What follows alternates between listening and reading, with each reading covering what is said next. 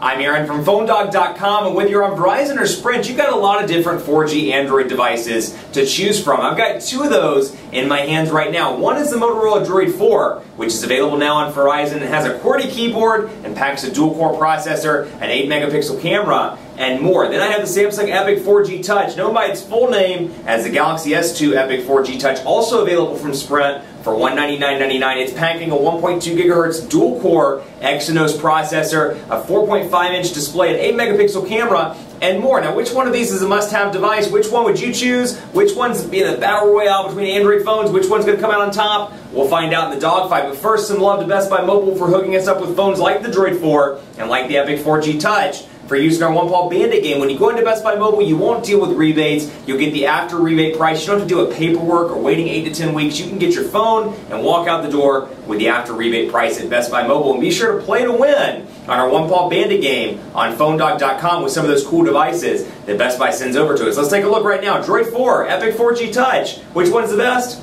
Find out starting right now. So 4G is really becoming prevalent across the four carriers, but the definition of 4G differs from carrier to carrier. Now, Verizon has rolled out 4G LTE. It's available in a bunch of markets nationwide. It's growing in popularity, and the DROID 4 is a 4G LTE device. Then you have this device on Sprint, the Epic 4G Touch, which is a WiMAX device. Sprint's got an older 4G technology. Sprint is in the process of moving to LTE, so same kind of technology that this uses, and they've come out and said recently that they're not going to do any more WiMAX devices. So this is actually the last WiMAX device, smartphone at least, that you'll see from Sprint before they start rolling out LTE at some point in the middle of this year. But two awesome devices on Sprint. And if you get this device, I should add, WiMAX is going to be around for some time. You're good to sign a 2-year agreement with the Epic 4G Touch. You don't have to worry about WiMAX having any issues long term. What I will say though is I don't think they're going to launch any additional WiMAX market. So if you're in a market right now that's 3G only, I don't think you're going to see WiMAX come to your market ever. I think they're going to stop production of stop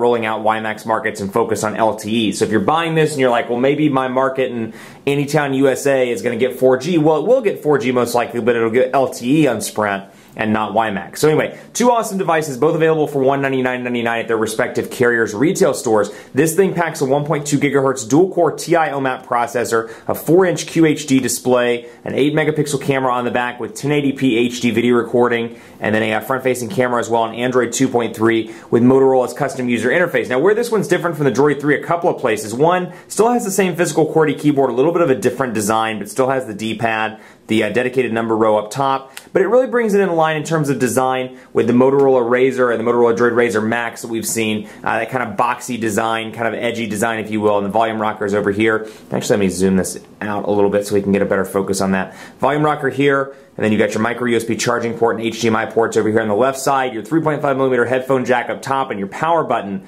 up top as well. Like I said, Motorola's custom user interface on this bad boy. Now again, this is interesting here as well. It has a 1,785 milliamp hour battery. It's non-removable though this time around. They're kind of going along that trend with the DROID Razr and the DROID Razr Max where they're allowing it to be non-removable. Now you'll notice that this little battery thing pops off, and there's a tool that comes in the box that allows you to pop that off, but you can access the micro SIM card slot and the micro SD card slot. You can't remove the battery, unfortunately. So it's a 1,785 milliamp hour battery. If you're a heavy smartphone user, we'll talk about that more in part 2, but you may have trouble making it through the day. Now this, on the other hand, the Epic 4G Touch. Now out of the Galaxy S2 series, this is probably my favorite device. Network aside, it's probably my favorite. It packs a 1.2 gigahertz dual-core Exynos processor, a 4.52-inch Super AMOLED Plus display, so beautiful colors on the display, and it seems to be a nice balance for a lot of people. It's a little bit on the big side at 4.5 inches, but still relatively pocketable. You can wrap your hand around it for those with larger hands, and it has an 8-megapixel camera with 1080p HD video recording. Now, on the back, 1,800 milliamp hour battery here, and you've got Android 2.3 with TouchWiz version 4.0. So design-wise, both running Android 2.3, or software-wise, I should say, both running Android 2.3, but two very different user interface experiences here. This is running Motorola's custom user interface, formerly known as Moto Blur, and you have 5 home screens over here. You have 7 home screens on the Epic 4G Touch, and you can see easy access to those 7 home screens. You'll notice docks at the bottom here and capacitive buttons. You have menu, home, back, and search, and actually, interestingly enough, they're organized the same way on both of these devices. Volume rocker here, micro USB charging port on the bottom, power button in typical Samsung form factor over here on the right side, and then your 3.5mm headphone jack up top. Now we'll go into apps and take a look at both of these, and you can see the typical apps pre-installed on both Amazon Kindle, Vcast apps over here. You've got a bunch of Verizon stuff, which we can actually go to just Verizon Wireless and take a look. Apps, device setup, emergency alerts, IM, mobile hotspot, MOG music, My Verizon Mobile, NFL Mobile. It's a lot of red. Slingbox, Verizon Video, Vcast tones, voicemail, and VZ Navigator. Now visual voicemail is $2.99 per month on Verizon Wireless through Android devices. The only exception you get to that is on the iPhone, where it is included in the data plan. Now over here, you've got the typical Sprint stuff pre-installed: Sprint Zone, Sprint Hotspot, Sprint ID, Sprint Mobile, Sprint Music Plus, Sprint Radio, TV and Movies, visual voicemail over here as well, which is free as part of your Simply Everything plan, or Everything data plan, I should say. But the real benefit, you can come in here to applications and you can remove most of the Sprint stuff. Now there are some that you can't uninstall. You can't uninstall Sprint ID, unfortunately, but you can see NASCAR, Sprint Music Plus, Sprint Radio, and TV. You can uninstall that. So Sprint's done a pretty decent job of listening to their customers, and AT&T does this as well, where if you don't want the bloatware, you can uninstall it out of the box, and that's a pretty nice little touch. Obviously, you'll notice the color scheme difference here. Very blue over here, and you've got kind of a more vibrant color scheme over here with kind of the grays and the blacks and the green, the neon green that lights up when you go up here to the notification bar. Now you'll notice no shortcuts on the Motorola side, but over here you have Wi-Fi, Bluetooth, GPS, and then sound and 4G, which again, on this particular device, it's WiMAX over on Sprint. So let's take a look at messaging and load that up and see what the interfaces look like on both of these devices. We'll go into messaging over here, text messaging, and we'll take a look. And this was a message I got a couple weeks ago. Would you like to receive up to 15% off your gas and electric bills? Who wouldn't? Reply lower. I'm not going to reply stop. I'm going to reply something even cooler than that. I'm going to say the Quick Brown Fox. I'm going to use the physical keyboard. So you obviously get two options here. You get a physical keyboard, and then on screen you get Motorola's multi-touch keyboard. You also get Swipe pre-installed out of the box. So I'm going to use this keyboard. Quick Brown Fox says absolutely. Absolute. I can't spell it. Absolutely.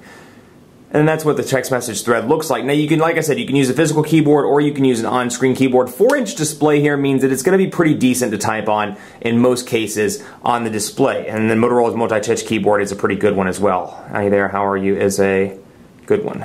Hey there is a good one. Hey, I heard you like the wild ones. How about that? And then over here, landscape mode as well, which obviously those with larger thumbs may prefer doing it in landscape mode, but the physical keyboard's great, the dedicated number row is fantastic, and for those with larger hands, or those that perhaps send 200 and 300 emails or text messages a day, this is going to be a great device for you just for having the physical keyboard, if anything. It's an improvement over some of the other Droid devices, still an improvement over the Droid 1 and the Droid 2. Between the Droid 3 and the Droid 4, the keyboard's really going to be a matter of personal preference. There's a little bit of space between these keys, whereas they were all kind of pushed together on the Droid 3. I actually kind of prefer the Droid 3's keyboard layout to this, but take a look in store and see what you think. Still, they're raised, they have a good feel to them, they're nice and tactile, and so I think you'll be pleased regardless. Over here, bigger touchscreen, 4.5-inch touchscreen, but obviously no physical keyboard. So you can see here, Samsung's keypad and Swipe pre-installed on both of these devices, and we'll come in here and say the Quick Brown Fox. And I should add that you can always download, Quick Brown Fox downloads keyboards. And I don't have autocorrect turned on, but you can see portrait to landscape transitions nice and fast. This dual-core Exynos processor is like the flagship processor for Android. It does a tremendously good job, and you'll get that in this device. You'll get it in the original Galaxy S2 on AT&T or the unlocked version. Obviously, when they go to LTE, unfortunately, the Exynos processor doesn't play nice with LTE, so you'll find Snapdragon processors or TI-OMAP processors working with the LTE devices. So unfortunately, you know, Exynos is by far my favorite processor in an Android device. It does a killer job here, and I remember being blown away in 2011 when they announced the Samsung Galaxy S2, and in 2012 I'm still blown away by the performance of this this processor. Everything's just buttery smooth, works really well, but we'll talk a little bit more about the network issues in part 2. I've had some severe network issues with Sprint's 3G, which unfortunately gets it to the point where I have a hard time recommending it just for the network. That's the biggest issue, and if you're in an area where that's not an issue and you're happy with your Sprint speeds, obviously that's a good thing, but I've had too many problems with that to not reference it. 4G, relatively decent, but again, we'll take a look at speed tests a little bit later. I don't want to spoil the fun there. Let's load up PhoneDog.com on both of these devices, and in terms of a keyboard win, I give the keyboard win obviously to the Droid 4. You've got many more options over here, and the physical keyboard definitely pulls it ahead. So let's go ahead and go to PhoneDog.com. Let's go over here and take a look at PhoneDog. PhoneDog.com, and wait for those to load up. Now hopefully Sprint's 4G will kick in here, and we can get this to load up a little bit faster because the 3G has been absolutely miserable in the Charlotte metro area. And then Phone Dog's loading up over here on the Motorola DROID 4. You can see pinch to zoom, still responsive. The TIO map processors actually do a pretty decent job with browsing. Pinch to zoom, very responsive. Portrait to landscape transitions are nice, and I love that little transition effect that Motorola's put into their most recent version of their custom software. Again, still relatively responsive, little to no lag, and I'm actually doing that with the wrong hands. Let's try it like this.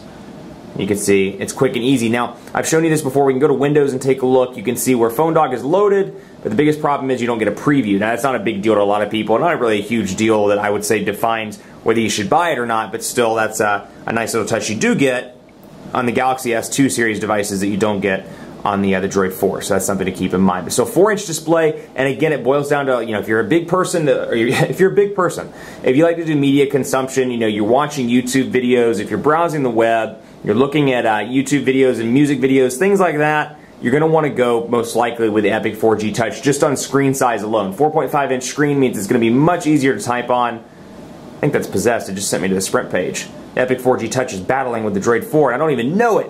I think I just clicked on the advertisement actually. But anyway, 4-inch display over here, still relatively perfect for a lot of people, great for email, great for text, great for things like that. But when you're looking at like a web page, for example, here, as opposed to over here, you can see that added screen real estate really makes a difference. But so buttery smooth performance on the phone side. That Exynos processor does a great job, and you can see portrait to landscape transitions are nice and fast. One other thing I want to show you, widgets. And this is one area where both of these devices do a really good job. Show you Motorola's custom widgets. And they're grouped together now between the Android widgets and between the actual Motorola widgets that come pre-installed on the device. Over here you'll see kind of a different menu interface. I can scroll easily through the 7 home screens up here, and then I can go up and take a look at all my widgets that come pre-installed. Now, one thing I like about both of these, if you find the right widgets, let's find date and time, for example, and we'll bring it over here onto the screen, and then we'll bring, let's say, let's do weather over here actually. AccuWeather is a good one to use. Bring it over to the home screen, and you can customize, yeah, we use the current location. Actually, we won't. I just want to show you this. This is a nice little feature. You can customize the size of the widgets, you can move it around, and you can really make it your own. So we can come in here and customize the size again, and then you can do the same thing over here with some of Motorola's custom interface, custom widgets rather, on this device. And it's kind of hard to press. Let's do this. There, come on. Hang on. I'll get it to do it. Give it that. There we go. Perfect. A little bit harder to do, but you can see custom widgets as well. So you can really customize for an area where you have not a lot of screen real estate left, but you want to get a widget in there. It's a lot easier here than using the stock Android widgets, and both of these platforms do a pretty decent job at that.